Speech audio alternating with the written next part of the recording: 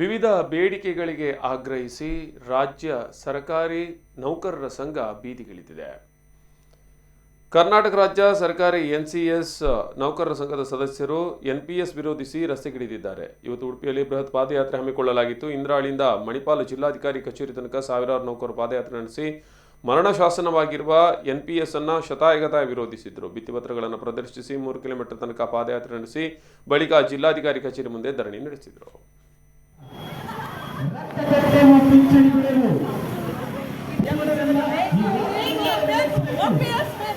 ಅಧಿಕಾರಿಗಳು ಮತ್ತು ತಾಲೂಕು ಪದಾಧಿಕಾರಿಗಳು ಎದುರು ಭಾಗದಲ್ಲಿದ್ದು ಇಡೀ ಜಾಥಾಕ್ಕೆ ಮಾರ್ಗದರ್ಶನವನ್ನು ನೀಡಬೇಕಾಗಿ ಕೇಳಿಕೊಳ್ತಾ ಇದ್ದೀರಿ.